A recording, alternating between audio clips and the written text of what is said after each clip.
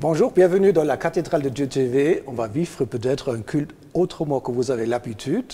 L'habitude peut-être aussi de votre propre église. Nous avons aujourd'hui Thomas avec nous. Bonjour, ça va Thomas? Thomas, on doit. Tu viens de Genève? Oui, de Genève, dans le quartier des Paquis, en plein cœur de Genève, dans le quartier chaud de Genève. Souvent, on parle ici de Genève quand on parle de l'argent. Donc, on a des banquiers qui viennent, on parle de Genève, ville internationale. Mais Genève, c'est aussi une plaque tournante, une plateforme pour les églises. Des grandes églises, tout le monde a son bureau à Genève, n'est-ce pas? Bien sûr. Donc, on trouve tout le monde, la VAC, on trouve des bureaux pour les églises mondiales pour se former, n'est-ce pas? Tu fais partie de ces gens-là ou tu fais quoi à Genève? Alors, Genève, c'est vrai que c'est une ville où on trouve un petit peu toutes les cultures, hein, avec l'ONU et plusieurs organisations internationales qui sont présentes. Maintenant, en ce qui concerne les églises, c'est vrai qu'il y a beaucoup d'églises à Genève, mais il y en a aussi dans d'autres cantons. Alors, je fais partie d'une église, une petite église locale. Une petite église. Alors là, c'est le mot, voilà. Donc, tu ne fais pas partie d'une grande cathédrale, donc. Non, non, non, nous, on n'en est pas encore là, en tout cas. Une petite église. Et ça marche, les petites églises? Alors, ça marche, nous, en tout cas, ça marche bien. Je pense que le but, c'est pas d'avoir une grande église. Il faut une église qui est vivante, une église dans laquelle il y a le Saint-Esprit, où la parole de Dieu est prêchée dans la vérité. Mais tu aimes aussi les grandes églises, hein? 2000, 3000 le dimanche matin. Oh, on se sent bien, non? Tu connais ça? Alors, je ne suis pas contre les grandes églises. On a vu dans la vie de Jésus qu'il pouvait être avec la femme samaritaine et être avec 5000 ou 7000 personnes, et c'était le même Jésus. Le plus important, ce n'est pas le nombre, c'est ce que Dieu veut faire. C'est ça le plus important. Mais tu vois, aux Pays-Bas, en Hollande, à l'époque, dans tous les villages, on avait une église réformée, une église luthérienne. Aujourd'hui, ils ont à vendre. Tu peux acheter en Hollande une église. Et qu'est-ce qu'on fait? On met des bistrots, ou même des satanistes aiment bien acheter des églises, parce qu'ils ont bien, tu vois. Ah oui, bien sûr. Ouais. Je vis en Angleterre aussi, une belle grande bâtisse. Et à l'intérieur, on a mis un coin de bistrot. J'ai même pris des photos, un autre coin pour les rencontres et un tout petit coin pour les méditations. Mais l'église est devenue un centre social. Je trouve intéressant. Je me dis, il y a toujours du monde. Toute la journée, il y a du monde qui boivent leur bière, bistrot. Finalement, c'est l'église. Hein. C'est pas mal. Un bistrot, on se voit, on se salue. Et s'il faut méditation, on a un petit coin pour la méditation. C'est pas mal, non? Alors, le mot église, en fait, ça vient de ecclésia, qui est un rassemblement de croyants. Je pense que le plus important, ce n'est pas le lieu, ce n'est pas le bâtiment. Et c'est vrai que le bâtiment peut abriter ce rassemblement de croyants. Maintenant, à Amsterdam, où ils font comme ça des églises un peu, des paroisses, des lieux, des bâtiments, ils font n'importe quoi. À mon avis, ça, il ne faut pas y attacher une grande importance. Pour moi, il y a deux églises. Quand je voyage un petit peu en Afrique et j'ai donné pas mal de séminaires, j'explique à mes élèves, vous savez, il y a deux églises. Il y a une église bâtiment, il y a 200, 300, 1000, 2000 personnes le dimanche matin. Et l'autre église, c'est l'église invisible qui n'a pas de bâtiment. Et c'est mon église. C'est l'église, je m'occupe avec Dieu TV, avec la télévision. Donc, il y a quelque part deux églises, j'ai remarqué. Il y a une église bâtiment et une église sans bâtiment. Tu penses quoi? Je pense que Dieu n'est pas limité par un local. Dieu peut agir même à distance. Hein. La pandémie Covid-19 nous a démontré qu'à travers les réseaux sociaux, Dieu agit, il transmet la parole. Maintenant, c'est quand même plus convivial, plus vivant d'être entre frères et sœurs, ensemble, peu importe que ce soit dans un bâtiment ou même à l'extérieur, comme le faisait Jésus avant. Alors, vous avez vu au début de notre émission le gars sur son vélo, hein? C'était pas mal, hein? C'était pas la Laurence de Silva Framont ou de Gagnère, non, c'était un type sur un vélo. Et c'est le début, ce DVD, ce film qui s'appelle Embarquement immédiat, une fiction sur le retour du Christ. Il y a des gens dans les églises, des pasteurs qui prêchent « Le Christ va revenir, soyez prêts, l'enlèvement de l'église, c'est pour... » Arrête ces histoires. Tu crois ça? Ah, je crois certainement, parce que le Seigneur l'a dit. Et on sait que tout ce que Jésus a dit va s'accomplir. Et s'il y a bien une personne à qui on doit accorder du crédit dans sa parole, c'est bien Jésus. Il va revenir, ça c'est certain.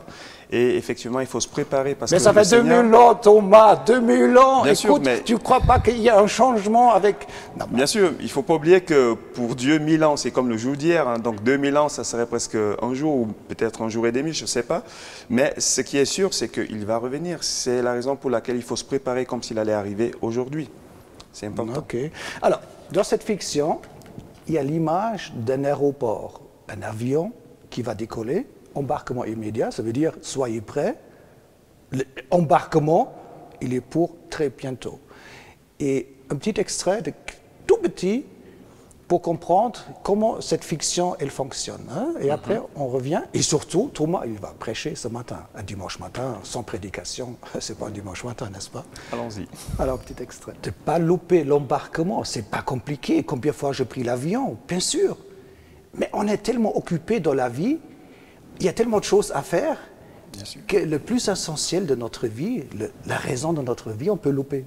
Bien sûr. Bien sûr, c'est comme quelqu'un qui pourrait louper un départ en avion. C'est déjà arrivé à plusieurs personnes. Effectivement, on peut louper. Presque. Ah, voilà.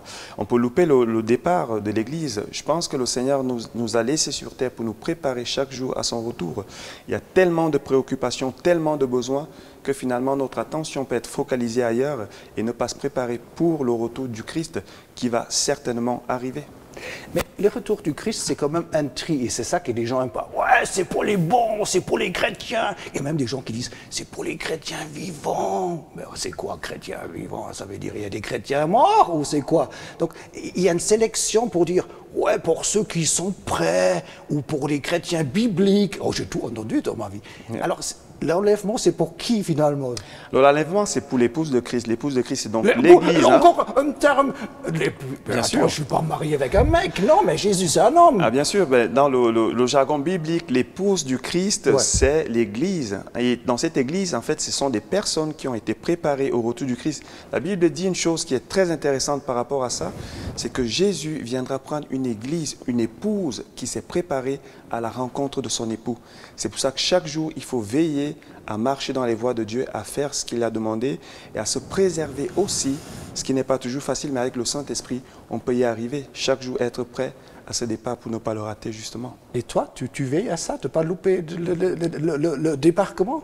Alors, le décollage, c'est joli, hein, l'avion. Bien sûr, le décollage. On décolle avec le Christ. Bien sûr, beau, hein? Bien sûr, c'est beau, c'est notre but ultime. C'est vrai qu'on devrait... Il y a des moments où moi aussi je suis un peu distrait, mais on devrait revenir sur cette notion de se préparer véritablement. Ben, vous voyez, nos invités sont quand même bien. Hein. Il ne veut pas louper l'avion, donc il a raison, parce que décoller et au ciel pour toute l'éternité, c'est une affaire à ne pas louper. Mais il est venu pour prêcher, et comme tu peux te préparer un petit moment, on va mettre un petit peu de musique. Hein, d'accord, ok.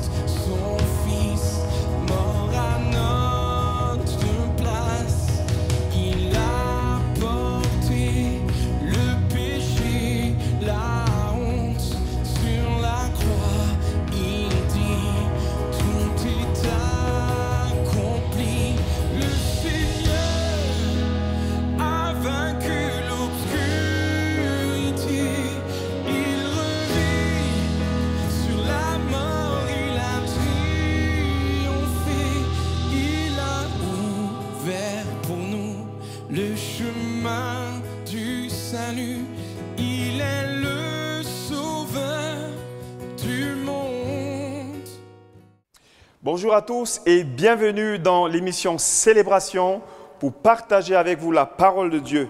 Le thème de ma prédication aujourd'hui est sur de vous encourager à faire de la volonté de Dieu votre priorité. Faire de la volonté de Dieu notre priorité. En effet, nous vivons dans un monde où il y a plein de besoins, il y a plein de préoccupations.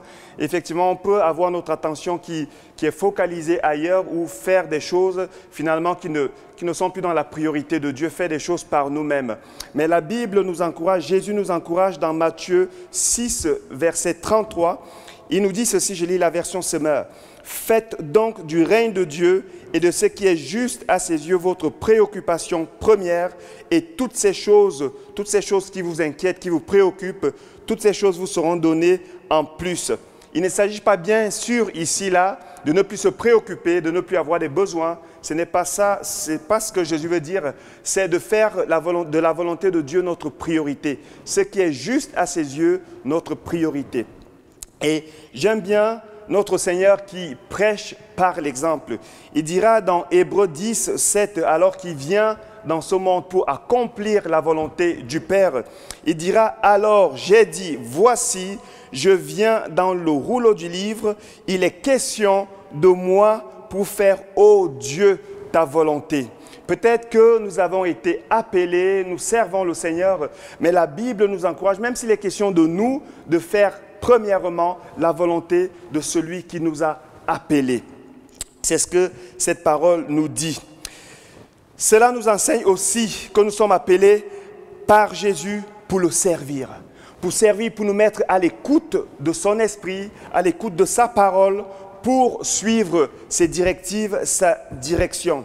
J'aime bien cet exemple qu'il nous donne alors qu'il est dans le jardin de Gethsémani, alors qu'il est déjà en train de subir, il ressent déjà la pression de la croix. Le sang va couler, sa sueur va être transformée en sang. J'aime bien ce qu'il va dire, on le lit dans Matthieu 26, verset 39. Il dira ceci. Il est dit, puis ayant fait quelques pas en avant, il se jeta sur sa face et pria ainsi, « Mon Père, s'il est possible que cette coupe s'éloigne de moi, toutefois, non pas ce que je veux, mais ce que tu veux. » On voit ici que Jésus a une lutte intérieure. Il y a sa volonté. N'oublions pas que Jésus était dans son humanité. C'était un homme qui ressentait des émotions, qui pouvait avoir mal si on le blessait, qui pouvait être triste, qui pouvait même quelquefois pleurer. On le voit avec Lazare. Et on voit ici à Gethsémani qu'il est en train de lutter, il est en train de se battre contre cette volonté qui vient de son homme pour faire la volonté de Dieu. Et c'est ce qu'il va accomplir finalement. Et on voit que plus tard, alors qu'il est à la croix, il est crucifié à la croix, là encore, il va continuer à faire la volonté de Dieu en demandant à Dieu de pardonner ceux qui sont en train de le crucifier. Et il va même sauver encore une personne qui est crucifiée avec lui. Cela nous montre, il nous donne cet exemple, il nous laisse ce modèle pour suivre ce modèle, pour nous aligner sur ce qu'il a fait. C'est vrai que faire la volonté de Dieu, parfois va nous coûter, à l'exemple de Jésus qui, à Gethsémani, a dû prier pour finalement choisir de faire la volonté du Père. Quelquefois, ça va nous coûter, mais je suis convaincu qu'avec l'aide du Saint-Esprit, avec la grâce de Dieu, quand nous voulons faire la volonté de Dieu, même s'il y a des oppositions, même si on a des luttes intérieures, le Saint-Esprit viendra nous aider. Ce n'est pas toujours évident, c'est pour ça qu'on a besoin de la grâce de Dieu et de faire comme Jésus l'a fait, de prier jusqu'à ce que le Seigneur vienne nous remplir de sa force. Maintenant, j'aimerais dire encore ceci. Si aujourd'hui tu entends ce message et que tu n'as pas encore accepté de donner ta vie au Seigneur, de confier ta vie à Jésus, la volonté de Dieu pour toi, premièrement, est de donner ta vie à Jésus. Parce que dans Jean 6, verset 40, Jésus dira ceci. La volonté de mon Père, c'est que quiconque voit le Fils et croit en lui est la vie éternelle et je le ressusciterai au dernier jour. Et Jean 3,16 nous dira que car Dieu a tant aimé le monde qu'il a donné son Fils afin que quiconque croit en lui ne périsse pas mais qu'il ait la vie éternelle. C'est la volonté de Dieu pour ceux qui n'ont pas encore cru, reçu Jésus. Tu as simplement besoin de lui ouvrir ton cœur, de lui dire « Seigneur, viens habiter dans mon cœur. Je te reçois comme mon Seigneur et mon Sauveur. » Et je t'assure que le Seigneur va venir. Et tu peux aller encore sur Internet, dans cette émission. Tu auras peut-être des contacts aussi pour trouver une église dans laquelle tu vas grandir.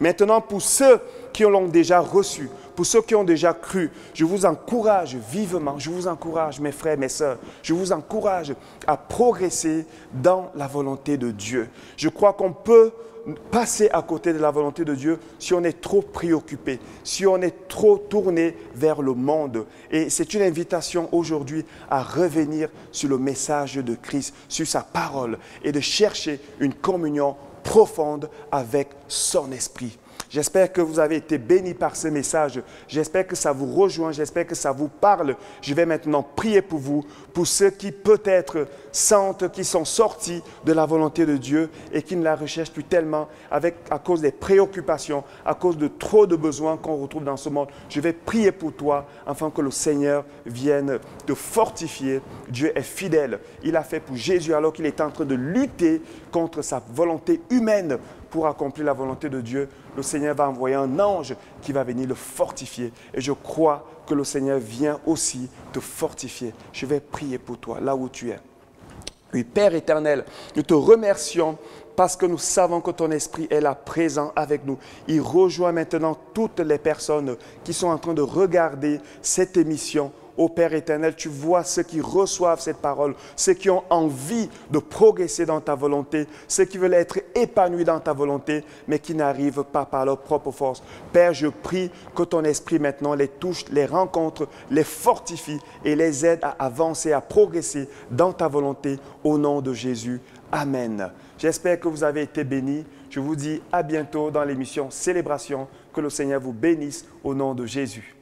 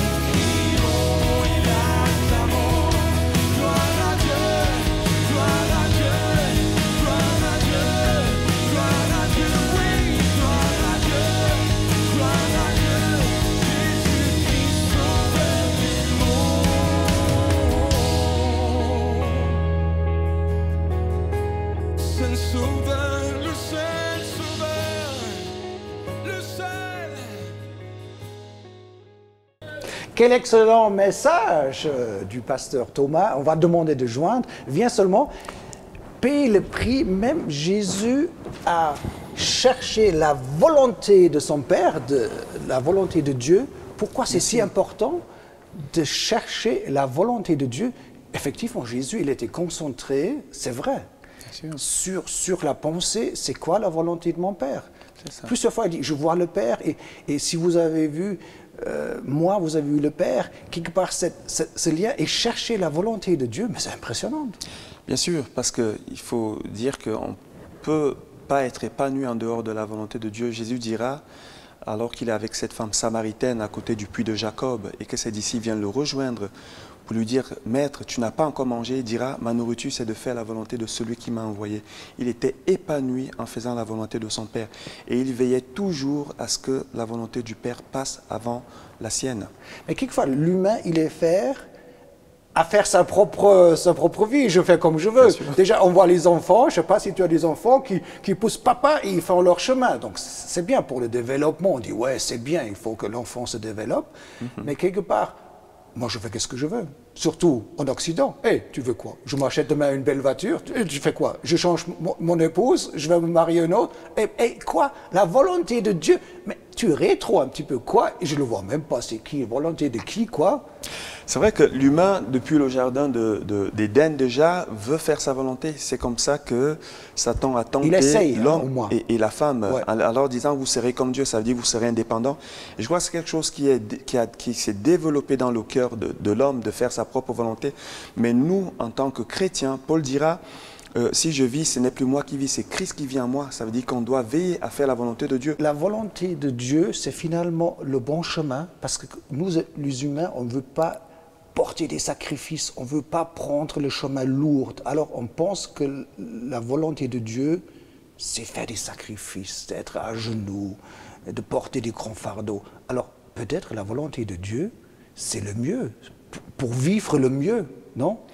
Bien sûr, bien sûr. Il faut savoir que tout ce que Dieu demande à l'homme de faire, non seulement il aide à cet homme de le faire, mais en plus de ça, c'est pour le bien de cet homme. Ouais. Et je crois qu'en tant que non-chrétiens, non-croyants, des personnes qui n'ont pas encore accepté de croire en Jésus, la volonté de Dieu pour eux, premièrement, ça serait de donner leur vie à Jésus. Pourquoi? Parce que Jésus est le seul qui peut nous amener au ciel. C'est le seul qui peut nous ouvrir les portes du ciel à travers son sacrifice et de son œuvre à la croix. Maintenant, pour ceux qui ont déjà cru en lui, ce que le Seigneur attend de nous, c'est qu'on puisse progresser dans une écoute de sa parole et de son esprit. Et je crois que ça c'est pour tout le monde, pour tous ceux qui ont cru. Mais dis donc, on apprend des choses sur la cathédrale de Dieu TV. Un grand merci, Thomas, que tu es venu jusque vers nous. Rien. On apprend des choses. Oui, faire la volonté de Dieu, comme avec l'exemple de Jésus, c'était le chemin dur, aller à la croix. Nous, on a aussi certainement des sacrifices à faire de temps en temps dans notre vie. C'est pas toujours facile, mais la volonté de Dieu, c'est quand même le mieux pour notre vie. C'est quelque chose de positif. Non? Absolument, absolument. Le Seigneur dira que large et spacieux est le chemin qui mène à la perdition, étroit et resserré est le chemin qui mène à la vie éternelle. Ça veut dire que ça va demander quelquefois des sacrifices. Ça va demander quelquefois, comme Jésus l'a fait. Mais c'est pour notre bien. Bien sûr, c'est pour notre bien. Ça va demander parfois qu'on lutte avec notre propre volonté charnelle. Mais au final, quelle réjouissance d'avoir fait la volonté de Dieu, surtout quand on sera au ciel et qu'on entendra « Viens, fidèle et bon serviteur ». Alors ça, c'était bien. Donc, finalement, on va au ciel. Donc, le but, c'est arriver en haut avec le décollage, embarquement immédiat. Bien sûr. Le chemin vers le haut, on sera toujours dans les nuages, alors. Alors, ce que j'ai l'habitude de dire, c'est que si on suit les traces de Jésus, on va arriver là où il est arrivé au ciel. Si on suit les traces de quelqu'un d'autre, on va arriver là où il est arrivé. Il n'y a que, vous m'excusez le terme, quelqu'un qui serait insensé, qui prendrait le chemin du sud et finalement croit que par miracle, il va arriver au nord. Si on suit les traces de Jésus, si on marche comme il a marché, si on s'efforce avec l'aide de son esprit et de sa grâce, il ne faut pas oublier qu'on ne peut pas faire la volonté de Dieu sans Dieu. Et Dieu est là pour nous donner sa grâce, pour nous donner son esprit, pour arriver au ciel. Un grand merci. Merci à toi. Comme je viens de dire, on apprend plein de choses avec toi. Mais il n'est pas venu seul. Il est venu avec son collègue David Pontet. Et ça sera spécial parce qu'il va installer son piano. Et on aura un piano, il va chanter, témoigner, dire qu'est-ce qu'il a vécu et tout ça. Donc ça va être cool, hein, la deuxième partie. J'en suis convaincu. Alors un petit peu de musique, comme ça on donne la place à David de s'installer.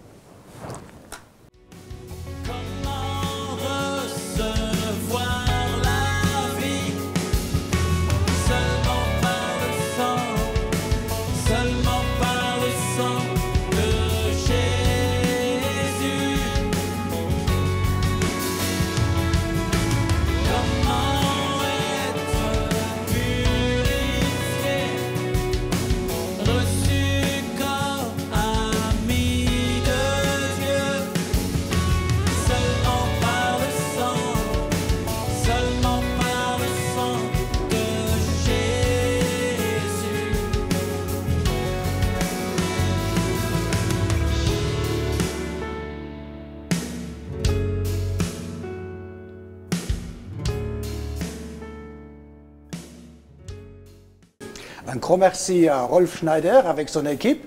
Et nous avons un collègue de Rolf sur le plateau, David Pontet de Genève. Bonjour, ça va? Bonjour, bien, merci. Ça te dit quelque chose, ces deux musiciens-là? Oui, je les ai déjà rencontrés quelques fois, ouais. Il y a un petit moment déjà. Tu es aussi louangeur de ton église à Genève. Qu'est-ce que ça veut dire, louangeur? C'est un petit peu inventé, hein, ça n'existe pas, mais il y a toujours des gens qui sont responsables pour la louange, non? Oui, disons que je suis un chrétien et musicien, voilà. Ouais. Et Comment tu as vécu ces derniers mois, le Covid quelque part, des églises fermées et les groupes de louanges, il faut chanter devant la caméra, c'est une nouvelle publique et tout a changé, non? Ben moi, je trouvais que c'était assez particulier, c'est sûr, mais j'étais touché parce qu'en fait, je me disais que dans cette période où on pouvait avoir que 5 personnes qui se réunissent dans l'église, eh ben moi, j'étais une des 5 personnes avec ce rôle de faire la louange sur Internet et j'étais touché, je me disais quelle grâce Dieu me fait, tous ces gens qui ne peuvent plus se déplacer dans les églises. Voilà, donc j'étais très touché et honoré. Pour certaines églises, ça a bien marché. Hein. Il y a certaines églises qui ont 140 personnes qui ont suivi, alors que normalement, ils n'ont que 80. Donc, quelque part, le pasteur, s'il fait son compte, bon pour l'offrande, il a plus de peine, hein, c'est clair, pour récolter l'argent. Mais autrement, c'est pas si mauvais, non? Ben, c'est vrai qu'il y a 2 aspects. Un aspect un peu négatif, c'est sûr, parce que les gens n'ont plus la communion fraternelle. Mais il y a un autre aspect incroyable qui est justement que ça élargit le champ de l'Église. Ma femme est du Sénégal et ses sœurs habitent dans des régions au Sénégal où il n'y a pas d'église évangélique. Et là, grâce à Internet, on pouvait transmettre un lien. Tout à coup, ils sont membres de l'Église de Genève. C'est ça. Donc, voilà. D'ailleurs, je pense souvent qu'il y a 2 églises. J'ai déjà dit à Thomas, il y a l'église bâtiment. On va remplir le maximum, joli bâtiment, avec école de dimanche, tout est bien établi. Le pasteur, il a un joli bureau. Hein. Ça fait partie. Non, mais et quelque part, l'autre église, c'est l'église invisible. C'est justement comme ces gens du Sénégal qui sont tout à coup membres ou intéressés par une église à Genève. Il y a quelque chose de nouveau qui se crée. Bon, je pense que l'église, c'est toi et moi, Johannes. C'est pas un bâtiment, c'est des chrétiens, où qu'ils soient. Voilà, ça peut être 2 personnes dans une maison. La Bible dit, hein, je suis au milieu d'eux, là où 2 ou 3 personnes sont réunies en mon nom. Et je pense que l'Église, voilà, c'est des personnes avant tout. On dit qu'on est des pierres vivantes, hein. On n'est pas un temple. Il y a des pierres plus lourdes que d'autres, hein, et des pierres plus agréables que d'autres. Hein. Dis-moi, tu es chrétien depuis toujours, déjà quelque part avec maman, ou déjà dans le lait maternel, on t'a mis ici les psaumes, ou je sais pas ou... Alors j'ai eu une éducation chrétienne, mais disons que j'ai décidé à un certain âge de vouloir faire ma vie, comme moi je l'entendais.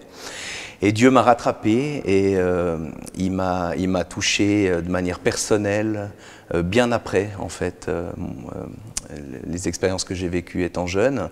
Et je peux dire qu'aujourd'hui, c'est grâce à... Tu avais des phases difficiles dans ta vie pour quelque part, tu t'étais... Ouais, j'ai touché le fond, comme on peut dire, ouais. J'étais en recherche de quelque chose, de spiritualité. Non, plutôt, vous savez, quand on fait de la musique... c'est la nuit, c'est le... Voilà, il y a beaucoup de choses qui sont là. Et puis, des médicaments, et des drogues, et toutes sortes de... Voilà, c'est ça. Et très vite, j'étais assez attiré par les psychotropes, les drogues hallucinogènes, toutes ces choses. LSD. Voilà, les champignons, LSD, les joints, enfin, tout ça, c'est une sorte de... où on essaie de fuir la réalité et on se réfugie dans des univers un petit peu... Mais dans les rêves, tu as vu des monstres ou tu as eu peur de temps en temps quand tu étais dans les tripes ou comme ça? Oui, c'est arrivé quelques fois, mais bon, disons que la plupart du temps, j'avais un vide intérieur et je me sentais perdu plus qu'autre chose. Et ce qui est fou, c'est que, voilà, je vais vous témoigner tout à l'heure, mais Dieu m'a totalement délivré des drogues en 1 seconde comme ça. Et le jour où ça s'est passé, il m'a fait vivre une expérience 10 000 fois plus énorme que toutes les drogues que j'ai pu prendre dans ma vie. Et c'était une façon de me montrer qu'il est au contrôle de tout. Voilà. As-tu l'impression que Dieu, il est à notre recherche, que Dieu, il voit nos larmes, des larmes invisibles quand tu es le soir dans les bars et c'est 2 heures, on range le bistrot et tu vois quelque part l'humanité, vraiment je veux dire, c'est pas toujours glorieux, et en toi, solitude, et Dieu, il t'a vu? Moi, je suis sûr que Dieu cherche une relation personnelle avec chacun de nous. Et quel que soit notre état, quel que soit ce qu'on a fait dans notre vie, ben Dieu nous cherche. Et c'est sûr que moi, j'ai la conviction qu'un jour, il a entendu, parce que j'ai crié au ciel. C'était aux États-Unis, je vivais une histoire compliquée. Et j'ai regardé au ciel, ouais, et j'ai fait cette prière. Mais si tu existes, je suis d'accord de donner, ouais, ma vie à toi et de te laisser conduire ma vie. Parce que jusqu'à là, c'était une catastrophe. Mais comment tu savais que ta prière est adressée à Dieu? Tu n'as pas dit, je suis un petit peu sur un trip, halogène, là, là j'ai une grosse fatigue, que tu dois adresser à Dieu, le Tout-Puissant. Tu savais, maintenant je parle à Dieu. Eh bien, disons que je me suis adressé à Jésus. Ouais. Parce que, donc, de mon éducation, on m'avait dit qu'il... Tu savais déjà un petit peu, tu avais un petit peu, voilà, connaissance à qui, voilà, en cas de bon, problème, on m'avait dit qu'il est ressuscité, le numéro de téléphone. Ouais. Qu'il est ressuscité et qu'il peut, ouais, entendre nos prières et nos cris. Donc, je me suis adressé à lui. Et effectivement, il m'a répondu, pas sur le moment, mais il m'a répondu quelques mois plus tard, où j'ai vu sa main de manière extraordinaire dans ma vie. Je dis toujours, je suis un homme ordinaire, mais ce que Dieu a fait dans ma vie, c'est extraordinaire. Et je pense que Dieu veut faire dans chacune de nos vies des choses extraordinaires. Alors, un petit peu de musique, bien sûr, avec l'équipe qu'on avait déjà entendue. Okay. Comme ça, tu peux te préparer et tu as une installation sur l'autre côté de la cathédrale, on se réjouit déjà. D'accord, merci.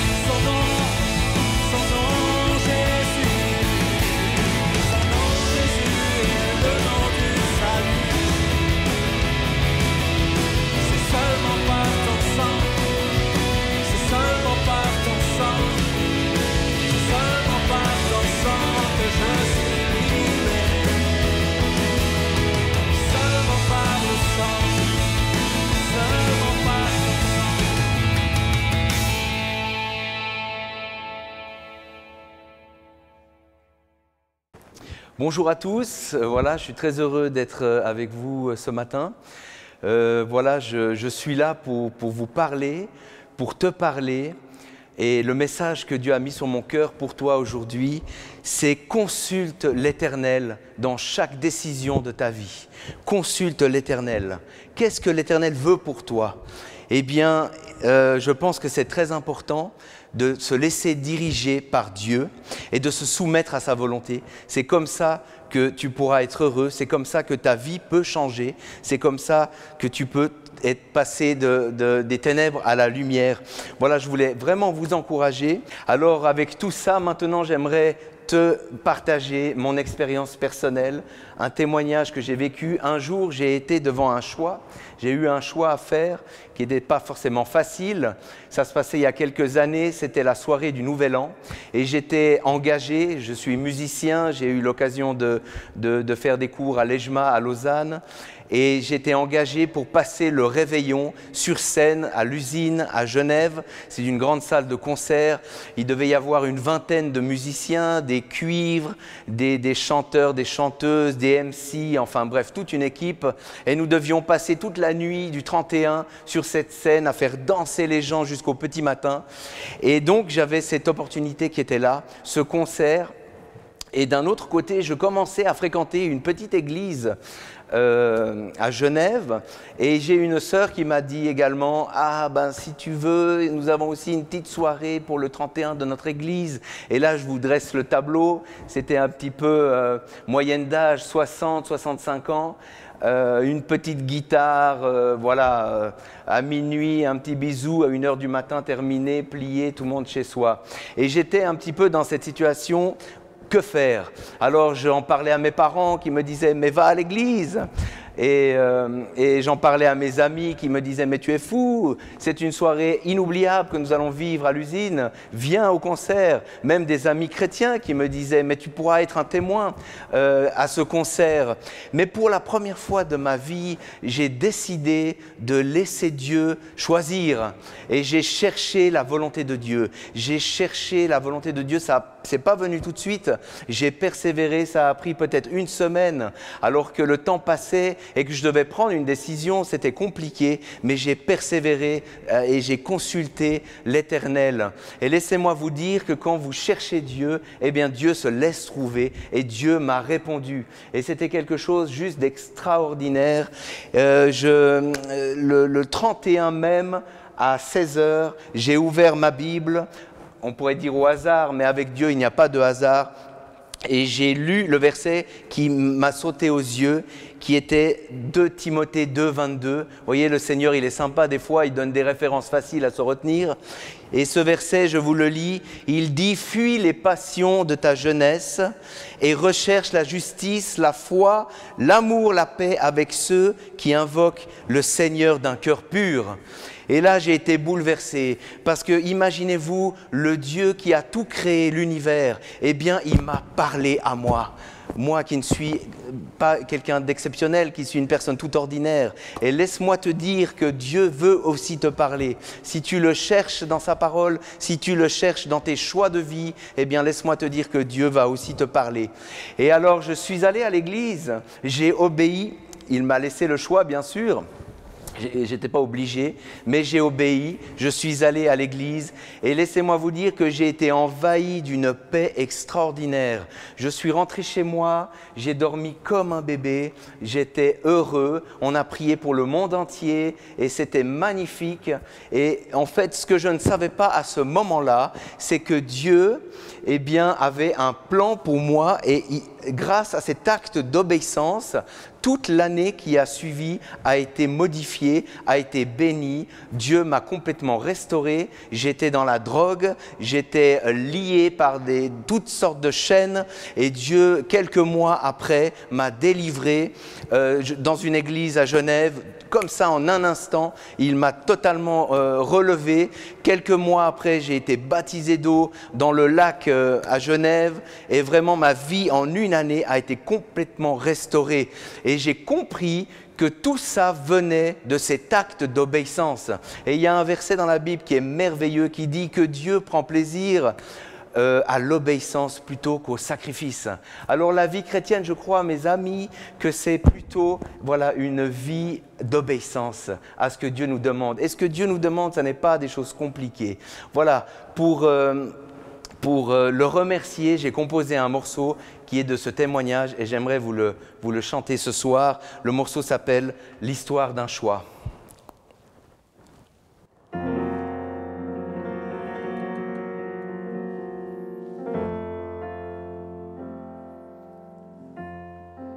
C'est l'histoire de ma vie, c'est l'histoire d'un choix.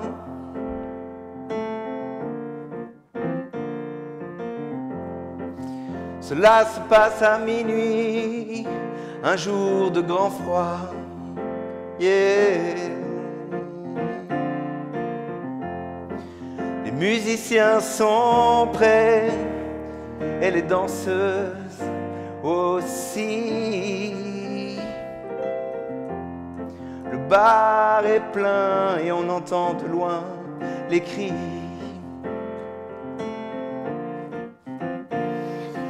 Pourtant, quelqu'un n'est pas là.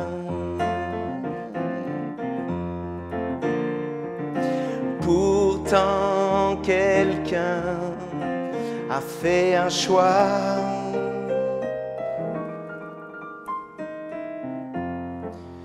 Dans l'orchestre, il manque un artiste. Il y a un vide à la place du pianiste.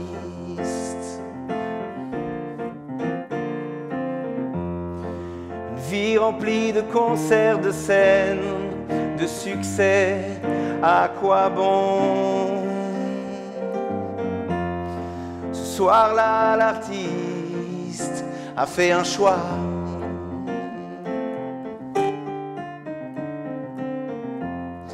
Choisit de mourir à soi-même, choisit de vivre sans mise en scène. Pourtant, quelqu'un n'est pas là. Pourtant, quelqu'un a fait un choix.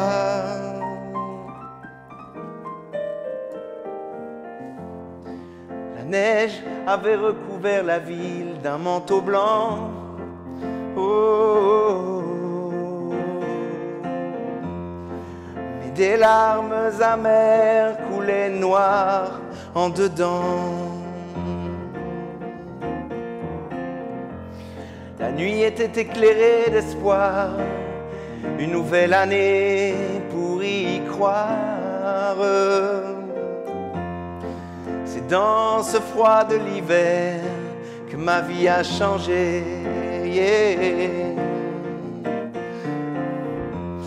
C'est dans cette réunion de prière que Jésus m'a touché.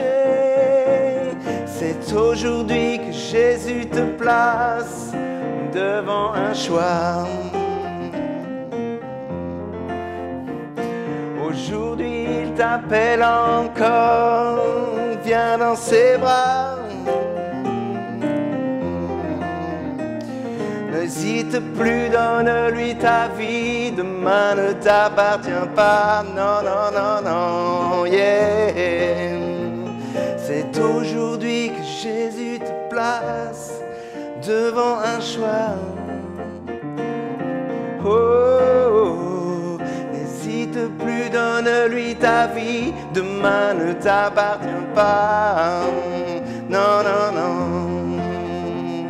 N'hésite plus, donne-lui ta vie, demain ne t'appartient pas. Oh, viens. Oh, viens, car Jésus t'aime, il t'aime encore.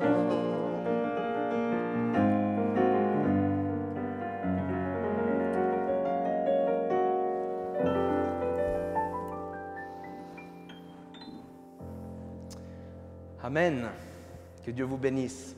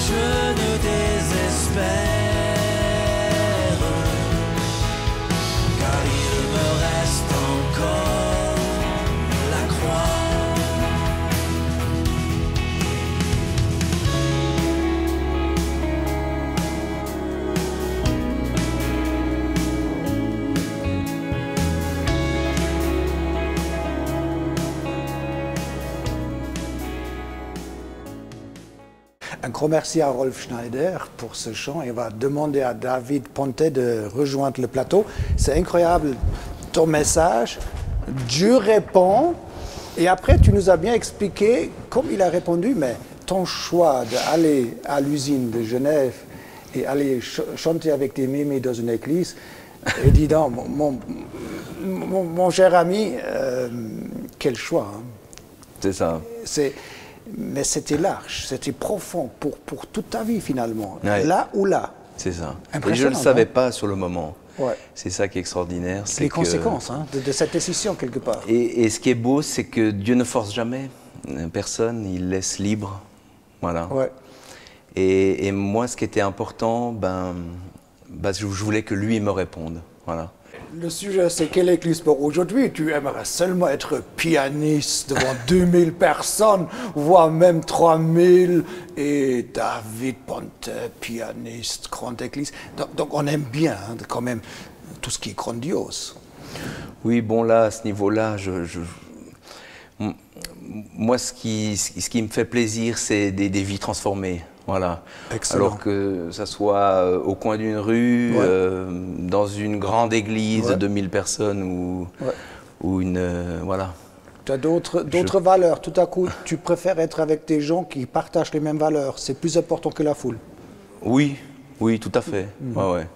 Et je pense que, en fait, peut-être quand c'est plus petit, on arrive à être plus proche des gens aussi. Nous avons reçu cette semaine un clip vidéo d'un groupe Ossoa et ils ont dit on aime bien votre travail, qu'est-ce que vous faites à Dieu TV, on met à disposition notre clip. Et le clip il s'appelle Dieu voit tes âmes, Dieu voit des larmes, tes larmes. Et quelquefois comme on a déjà partagé, Dieu il voit dans le cachet, il voit des personnes seules, tristes, il t'a vu dans ta solitude. C'est magnifique. Hein? Donc on veut dire un grand merci à Ossoa pour ce clip et on va terminer la mission justement avec cette musique qu'on a reçue cette semaine. Un grand merci et shalom. Que le shalom de Dieu, la paix de Dieu reste sur votre vie. Vous voyez, David, il a trouvé cette paix, cette shalom en Dieu profonde. Et ça c'est aussi pour vous. Amen. Au revoir et shalom. Au revoir, merci.